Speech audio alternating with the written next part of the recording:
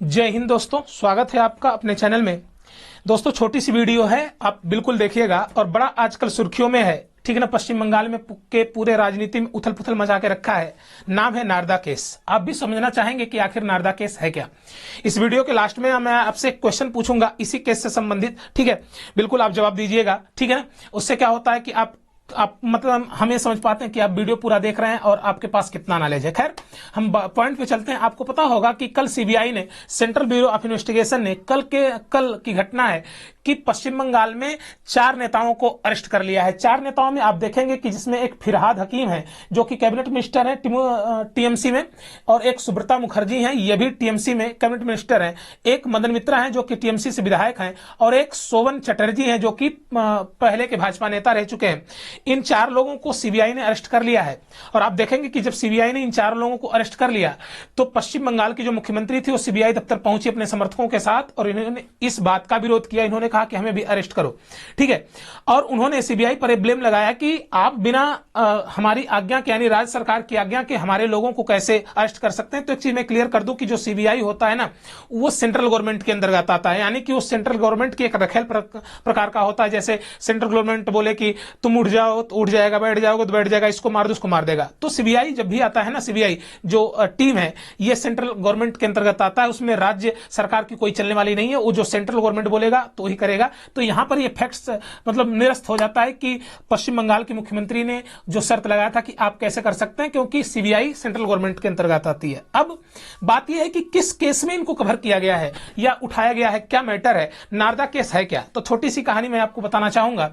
आपको पता होगा 2014 में एक न्यूज चैनल है, उसका नाम है नारदा, और नारदा के जो चीफ है उनका नाम है मैथ्यू सैमुअल, ठीक है। उन्होंने मतलब कि उन्होंने एक वीडियो शूट किया था, स्टिंग ऑपरेशन जिसे कहते हैं, चोरी छिपे वीडियो बना लेना, उसे स्टिंग ऑपरेशन कहते हैं। उस समय इन्होंने मतलब कि जो 7 सांसद थे, सातों जो सांसद थे वो तृणमूल के थे। एक राज्यसभा से सांसद थे जिनका नाम था मुकुल राय, और 6 लोकसभा से सांसद थे। इसमें से 3 मिनिस्टर थे, यानी कुल मिलाकर 7 3 10 लोगों के से उन्होंने वीडियो बनाया। और जो सैमू मैथुअल थे, जो कि चीफ है नारदा न्यूज एजेंसी के, उन्होंने एक छद्म व्यापारी का भेष बनाया, मतलब फर्जी व्यापारी का भेष। और इन्होंने इन लोगों से जाकर संपर्क किया। उन्होंने कहा कि साहब हम व्यापार लगाना चाहते हैं पश्चिम बंगाल में, तो हमें सुरक्षा चाहिए। तो बल्कि सुरक्षा के बदले में इन्होंने उनसे पैसा की मांग की थी, ठीक है ना। पूरा वीडियो शूट हो रहा था, और मतलब कि जितना जितना पैसा दिया गया है सब ये सब रिकॉर्ड है। ये शूट होता है वीडियो 2014 में। और जाहिर सी बात है कि जब आप कहीं व्यापार करने जाएंगे, कहीं भी व्यापार करने जाएंगे, तो वहां की सरकार द्वारा, ठीक है ना, आपको सिक्योरिटी मिलेगी तभी तो। नहीं तो पता चल रहा है कि कंपनी बन रही है, सीमेंट उठा के गांव वाले लेके भग गए, गिट्टी उठा के गांव वाले हौदी ले जाके बना रहे हैं, ठीक है ना, छड़ ले जाके गांव वाले अपना छत ढलवा रहे हैं। तो कहीं ना कहीं सिक्योरिटी तो चाहिए। तो सिक्योरिटी के लिए इनसे मतलब कि एक फर्जी बात थी, वो कोई व्यापारी नहीं है। इन लोग के फंसाने का थोड़ा मतलब कि जानते थे लोग काफी भ्रष्टाचार है, तो ये इनका जो चेहरा है वो जनता के सामने आना चाहिए। 2014 का वीडियो शूट है। 2016 में लोकसभा चुनाव होने वाला था, जो पश्चिम बंगाल में अभी लोकसभा चुनाव हुआ है। तो इससे पहले आप देखेंगे तो जो पश्चिम बंगाल में लोकसभा चुनाव हुआ था, विधानसभा का चुनाव, मैं लोकसभा बोल रहा हूं, सॉरी, विधानसभा का चुनाव, वो 2016 में होने वाला था। तो ठीक 2016 के चुनाव के पहले वो वीडियो उन्होंने वायरल कर दिया। जब वीडियो वायरल कर दिया तो जो विपक्षी पार्टियां थी, जो टीएमसी की विपक्षी पार्टियां हैं, उनको तो मसाला मिल गया। और आप देखेंगे कि हमारे यहाँ मसाला बड़ा जरूरी होता है। और मैं आपको दिखा दूं कि यही सैमुअल मैथुअल बड़े खतरनाक आदमी है। ऐसे लोगों से बच के रहना आप लोग। देखो कितना आनंद ले रहे हैं वो लोग, मुंह घुरा के बैठे हैं, ये कितना आनंद ले रहे हैं। नारदा के सीईओ मैथ्यू सैमुअल, इन्होंने छद्म व्यापारी का भेष बना के वीडियो शूट कर लिया, 2016 के विधानसभा चुनाव के पहले जारी कर दिया। और जब वायरल कर दिया भैया, तो आप देखेंगे कि पूरा एकदम खलबली मच गई। अब कहीं ना कहीं अगर देखा जाए तो उस समय चुनाव भी था, फिर भी ममता बनर्जी प्रचंड रूप से जीत के आई। ये मैटर सीबीआई कोर्ट के पास गया, और सीबीआई इस पर निष्क्रिय भूमिका निभा रही थी अभी तक। लेकिन जब 2021 का विधानसभा चुनाव हुआ है, फिर से आप देखेंगे कि जो टीएमसी प्रचंड रूप से सत्ता में आई है और ममता बनर्जी फिर से मुख्यमंत्री बनी है। तो कहीं ना कहीं यह कहा जा रहा है कि सुप्रीम कोर्ट ने सीबीआई से बोला कि आप जो जांच कर रहे हो ये हमें बहुत जल्दी रिपोर्ट दो। सीबीआई तुरंत हरकत में आ गई है। अब यहां पर केंद्र सरकार की भूमिका हो सकती है। हम इस पर कुछ बोलना नहीं चाहते, बल्कि आप अपना कमेंट कर सकते हैं। मैं उसका बाद भी बताऊंगा कि क्या कमेंट करने की जरूरत है।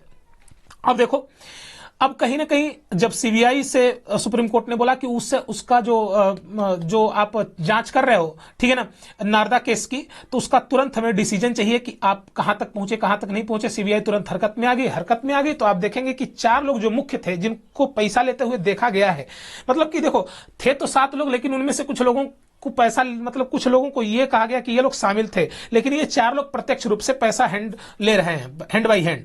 तो कहीं ना कहीं इन 4 लोगों पर शिकंजा कस गया है। और जब शिकंजा कस गया है तो आप देखेंगे कि अभी तक जो मैं लेक्चर रिकॉर्ड कर रहा हूं, तो 3 लोगों की तबीयत खराब भी हो चुकी है, ये लोग अस्पताल में भर्ती भी हो चुके हैं।